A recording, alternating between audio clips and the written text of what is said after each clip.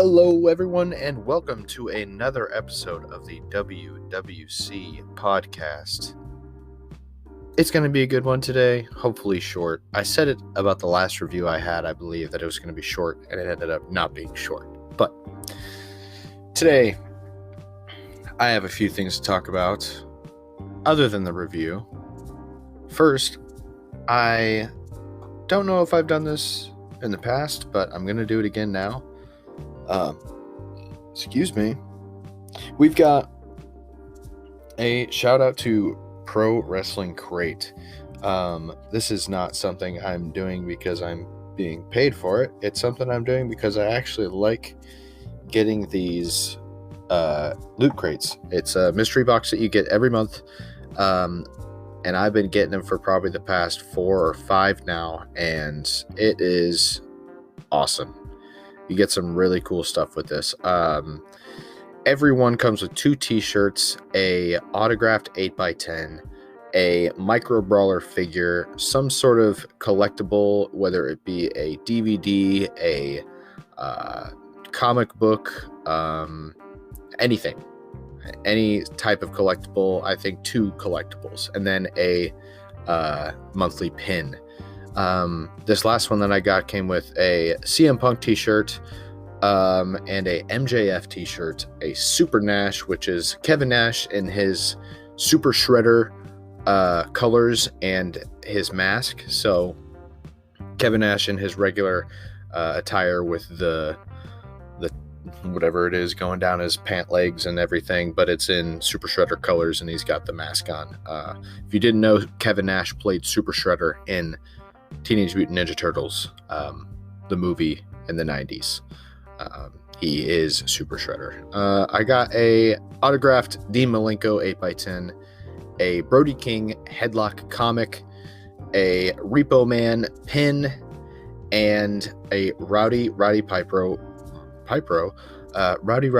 micro brawler keychain. I didn't add the Kevin Nash micro brawler that I got is the Chase variant. So there's only 250 of those Chase variants that are included in these boxes, and I got one of them. So finally I got a Chase variant. Pretty happy about that. If you're thinking about getting these, it's like $30 a month, but the t-shirt, one of those t-shirts alone can pay for almost the entire box. If you don't like one of the t-shirts, you can sell them. The micro brawlers also go for a lot of money. So if you're interested in getting one of these, I do suggest it. If you are a wrestling fan or just a fan of collectibles or mystery boxes, whatever it is. But yeah, that was the March 2021 crate. On the back of this little card that they give you, because they give you a card that tells you everything that you have received in your box. On the back of this little card, it tells you what the next month is going to be, which I am very excited. Next month's tag team crate features, which that's what the theme of the crate is going to be. It's going to be tag teams.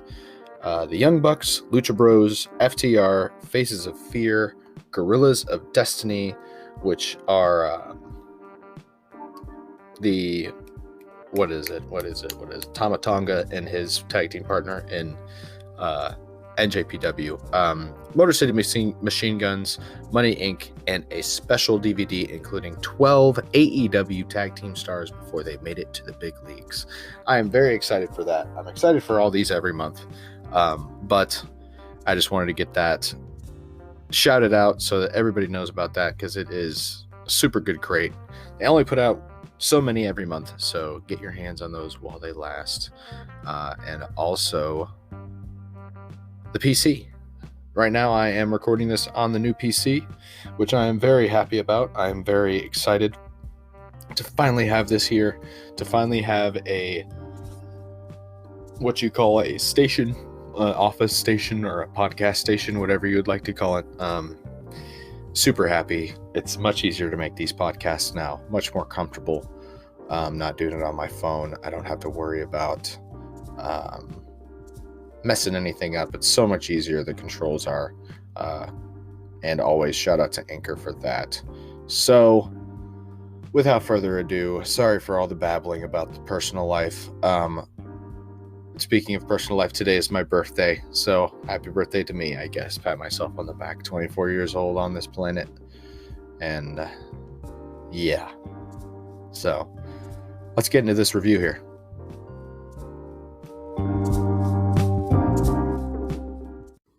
Alrighty. So first we had Matt Riddle, formerly known as, now he is just called Riddle, which classic WWE here. But we have Riddle facing Mustafa Ali, which I realized I just misspelled on my notes here. Mustafa Ali. That's pretty good. But I thought this was a good match for the United States title. I thought this was a good pre-show match. I definitely was a little bummed that I saw this was on the pre-show at first, but then, I mean, you think about all the bad matches we've always had to go through when it comes to the pre-show, and how it's like, well, we'll just throw away this match, and then, of course, I'm doing this in a Vince McMahon voice without even thinking about it. We're just gonna throw away this match, and not throw it away, but just put it on the pre-show, the free show. That's what I call it, huh? Not the pre-show. That's probably what he calls it, the free show. We don't make any money on that show, so let's put the people that don't make any money on that show. So we had that match, which was finally a good pre-show match.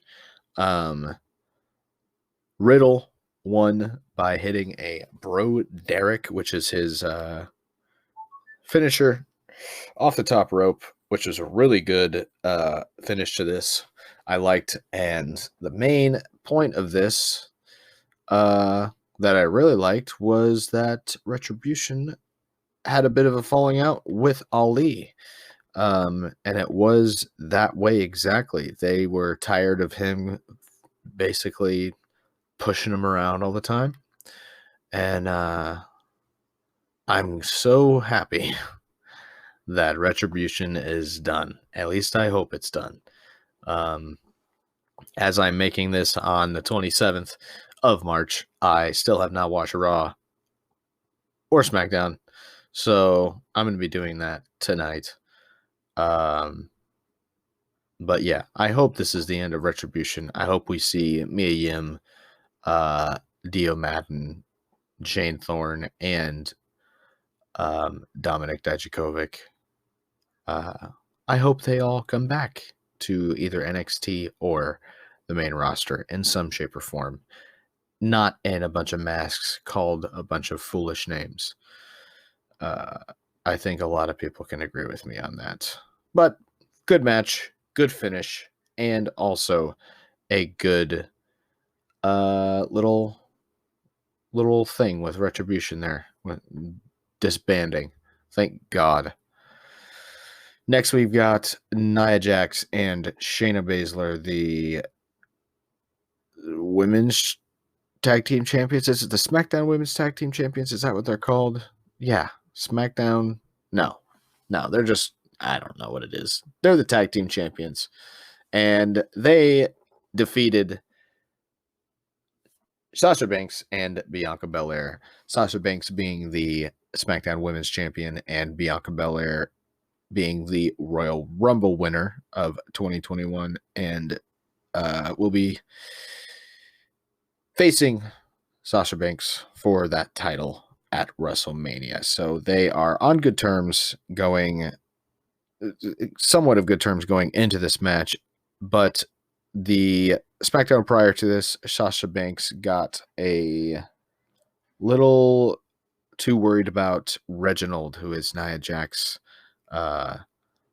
new thing. Too worried about Reginald rather than worrying about the match. So Bianca Belair got a little pissed at her for that, and they aren't seeing eye to eye over that. Now, with the backstory gone, this was a good match with a lot going on around it. Reginald is now Nia Jax boothing, and Shayna Baszler fucking hates it. Excuse my language. Sorry, I know Grandma doesn't like it when I use the F word.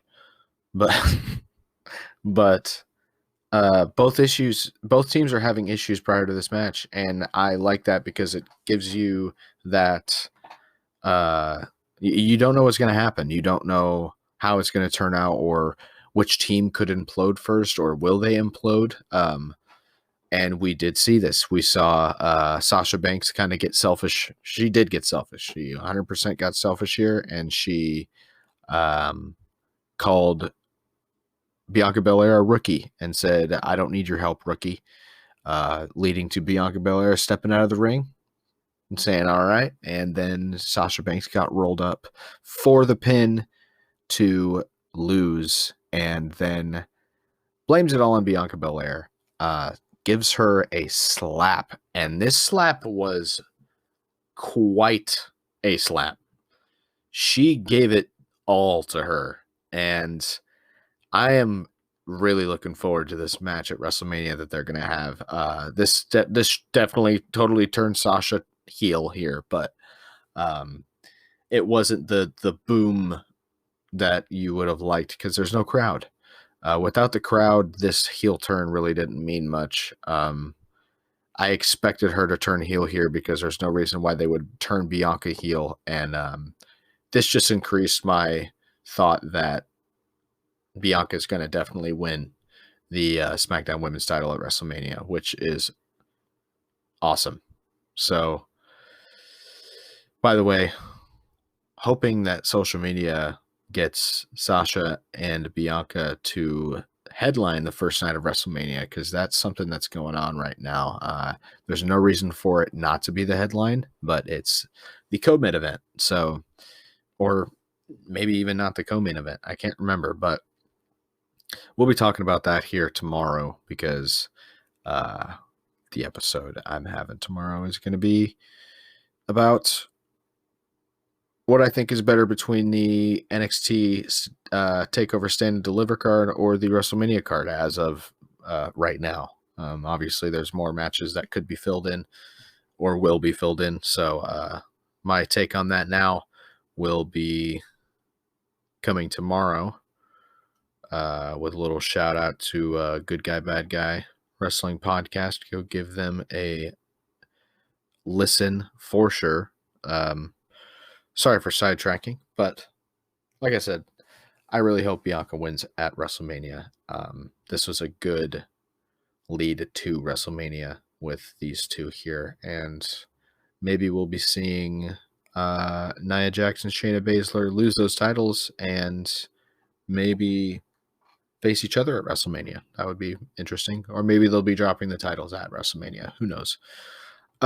Next, we've got Braun Strowman defeating Elias, which is replacing Shane McMahon here.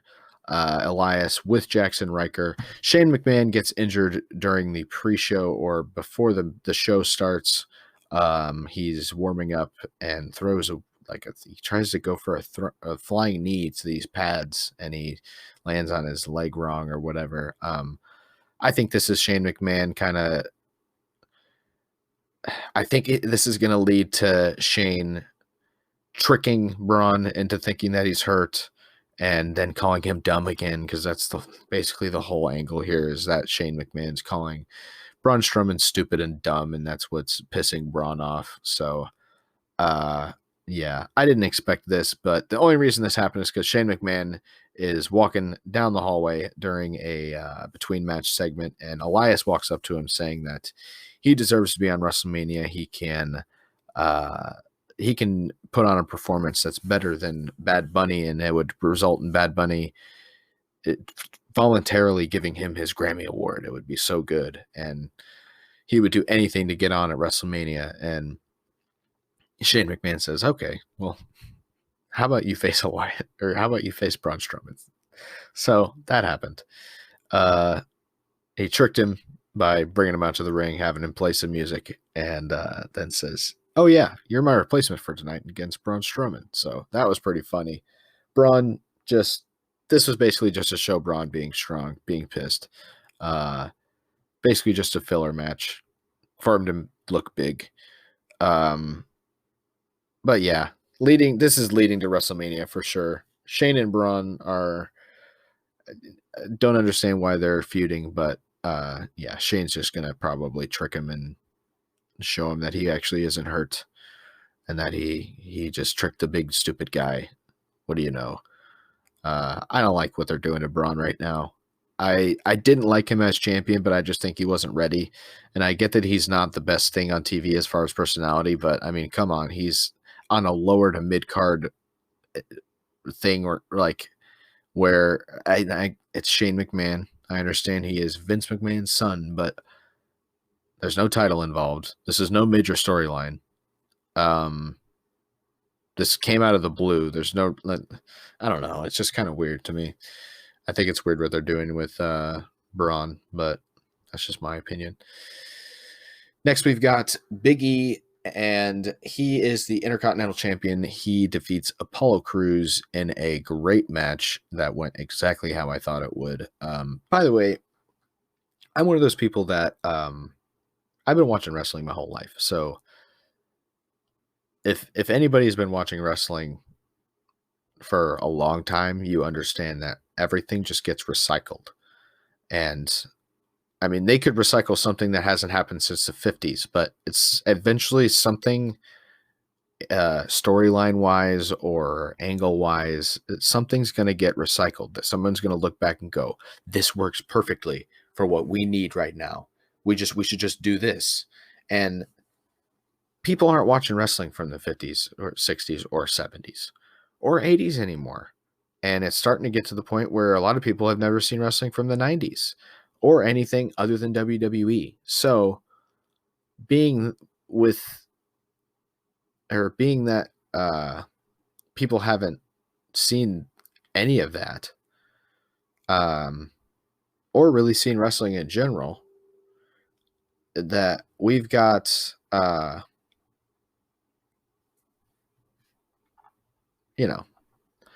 I don't know. I'm just talking out of my ass here about my own opinions, but I think you understand what I'm saying. Just because things go exactly how I think they do doesn't mean they are bad. Now, there are moments where I go, damn it, that was exactly what I thought was going to happen.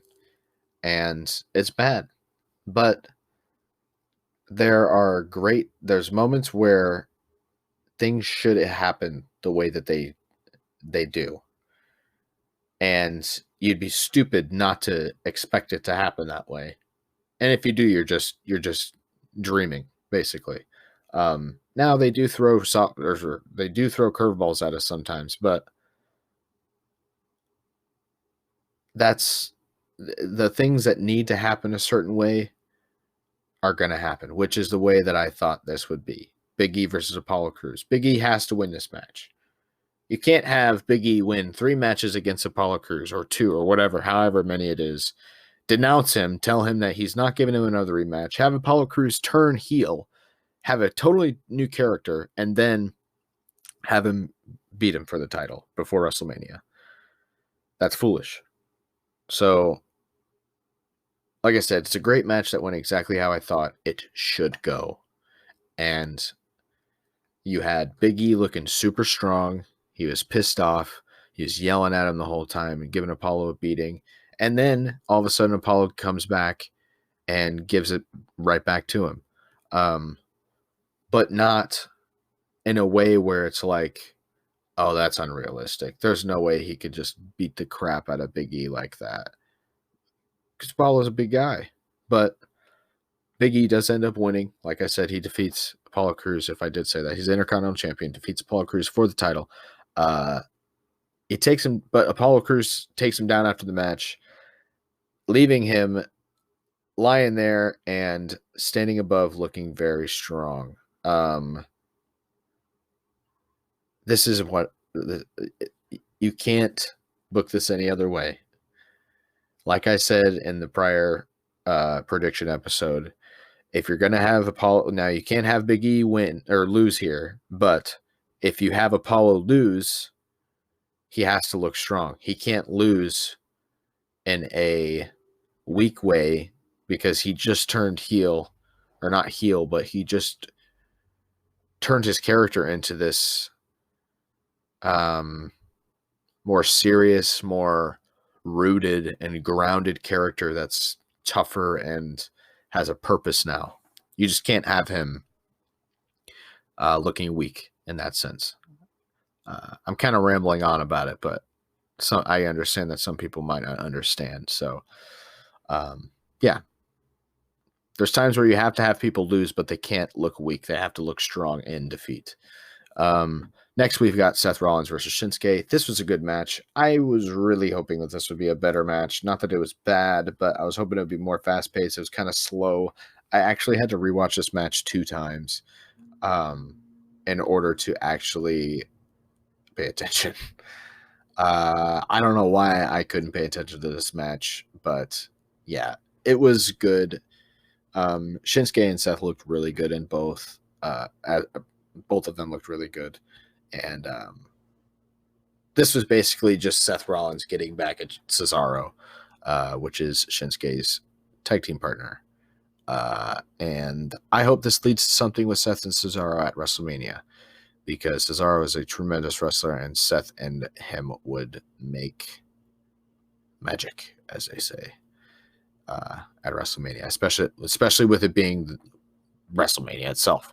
A lot of wrestlers bring out some moves that you either haven't seen them do before or haven't seen them do in a long time, since they were maybe a different character or called something different. So WrestleMania is always fun when it comes to those type of matches between some indie guys from the mid 2000s or whatever you may like. Good match. Drew McIntyre versus Sheamus. Drew McIntyre defeating Sheamus basically in a part 2 of their match they had on Raw on the week prior. Great match. Not as good as the Raw match, I would say, but different. Not the same, I guess.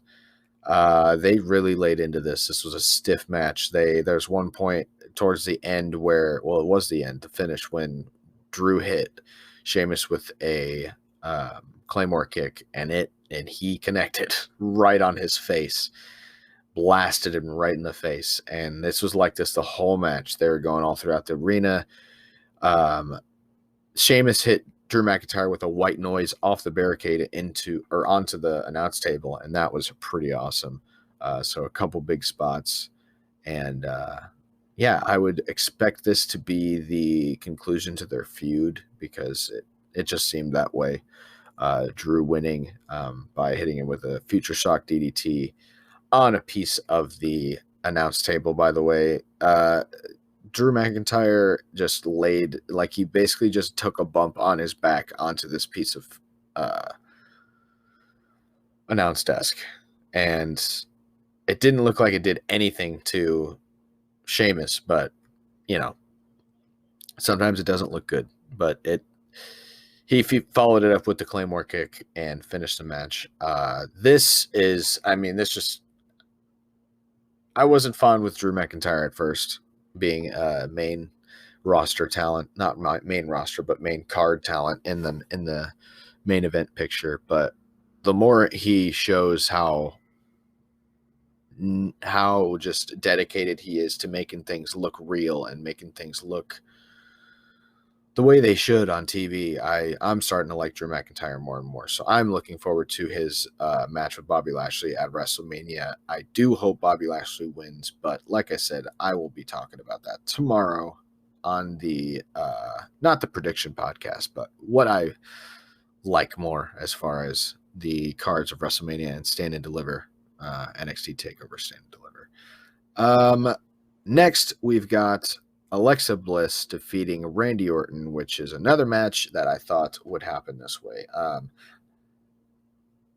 I said that Alexa Bliss needs to win this. Well, not needs to, but either way, whoever won, the Fiend was making a return. And the way Alexa Bliss won was exactly the way she would have to win, which is running around, and she used her supernatural abilities against Randy, keeping him at bay, keeping him at a distance from her, and basically just pissing him off, running around the ring and stuff, yelling at him, taunting him. And then finally in the ring, we see the Fiend pop out of the ring, grabbing Randy's ankle. Randy jerks away real quick, and then fire bursts out.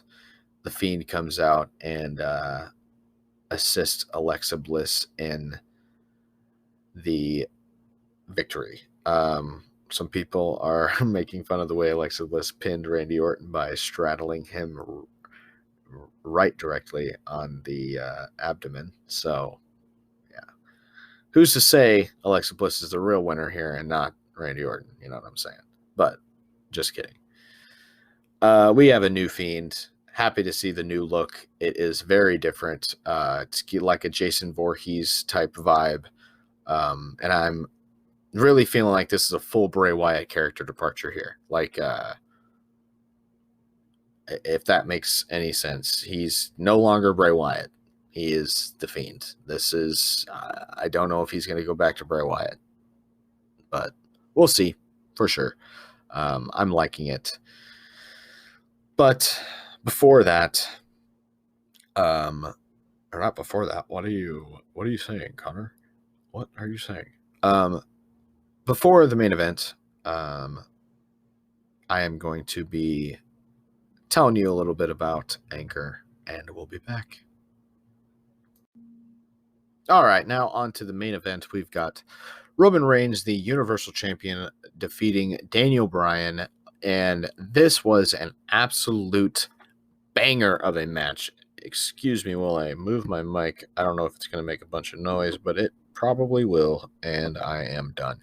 So, this match was friggin' awesome. I don't know if anybody agrees or not, but I loved this match. I loved how Daniel Bryan made Roman Reigns look not bad, but he made him look inexperienced. He showed that he is way more experienced than Roman Reigns in this thing you call wrestling. And anybody that knows about Daniel Bryan, or Bryan Danielson, as he was known in ROH and the Indies, knows that he is and was one of the best wrestlers in the world. And that's been for a long time.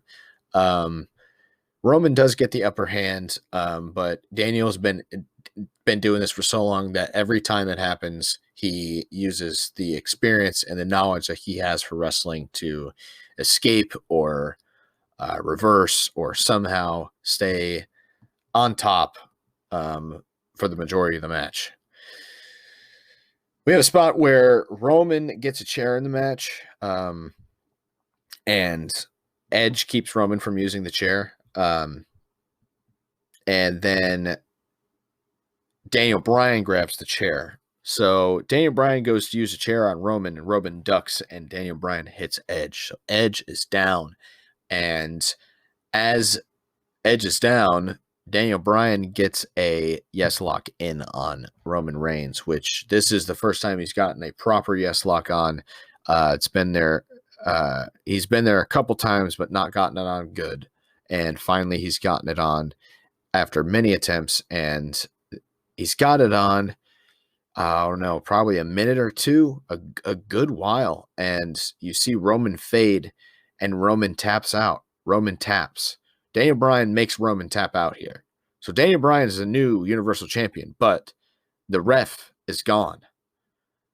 The ref being Edge, who is the special guest enforcer. And the reason Edge is the ref here is because the original ref was taken out. So we've got Edge out as well, who is supposed to be calling the end of this match here, but all of a sudden, you see Edge hit Daniel Bryan with a chair hard on the back. Then he hits Roman with a chair. Then he hits Daniel again. And then he just throws the chair down, leaves the ring in furious fashion. I believe he yelled, "This is my time. This is my time." He yelled that a couple times. And then there's a lot of time here, but that was stupid. But Edge leaves. So then we get another ref, which is hilarious that they couldn't just call another ref out to begin with. But then we get another ref out, which leaves Daniel Bryan with 2 chair shots, Roman with 1, which obviously means Roman is going to get up immediately and pin Daniel Bryan, winning the match and retaining the Universal title. I loved this match. This was such a good match, and this definitely leads to Bryan being involved in the Universal title match at WrestleMania. This is more than likely going to be a triple threat match, which I cannot wait. I really, really hope that's the case, because if not, it is wasted money and a wasted opportunity to have a tremendous match. Yeah, that was a great match. And overall thoughts of the pay-per-view, really, I enjoyed it more than I thought I would. And the only thing that I really didn't like is that it's so close to WrestleMania. We're at the time of the pay-per-view, we're 3 weeks away from WrestleMania.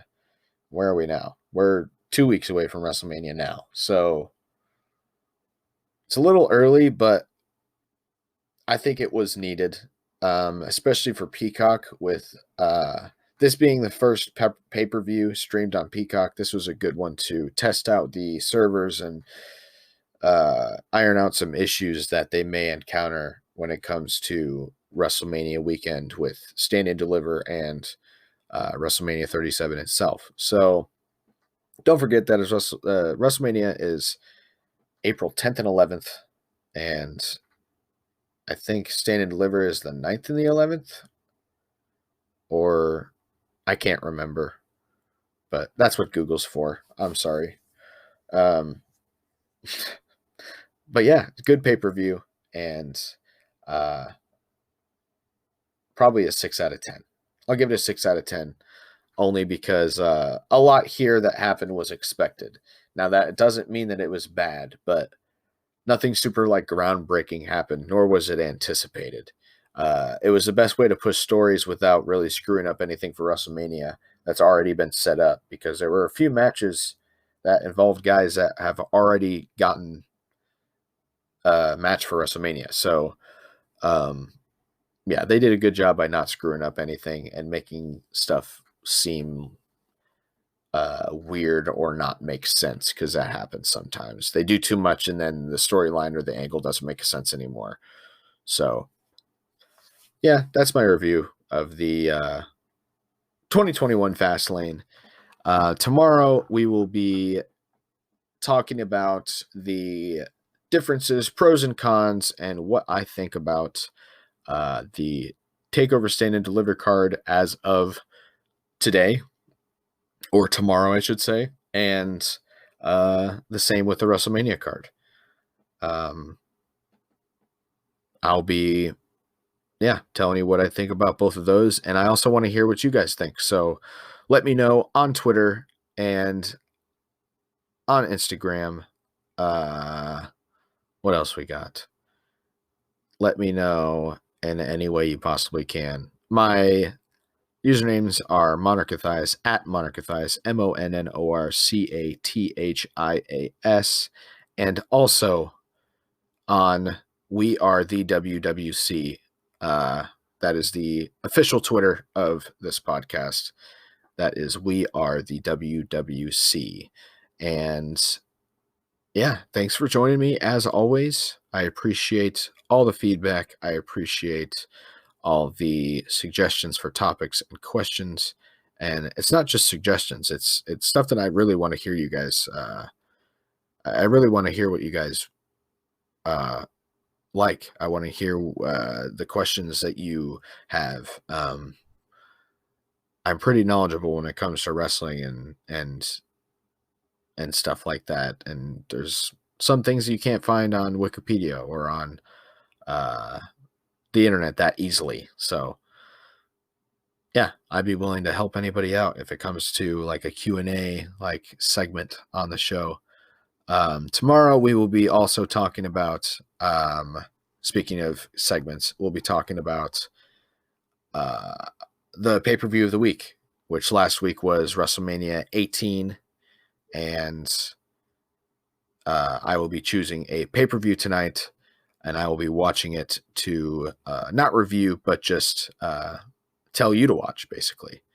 But yeah, and what I like to do is choose a pay-per-view within the week, which normally within like late March to the first or second week to April, WWE's always just got WrestleMania, so that's not much different. So I think I'm going to talk about maybe a WCW or a ECW pay-per-view around that time tomorrow. So a few things happening on the episode tomorrow. A main topic, the usual main topic at the end, and the weekly pay-per-view. So thank you for listening. I will be talking to you guys tomorrow or whenever you guys listen to this. Good morning, good evening, good night, whatever you do or what time you're awake. Yeah. Thank you guys, and I'll catch you on the flip side.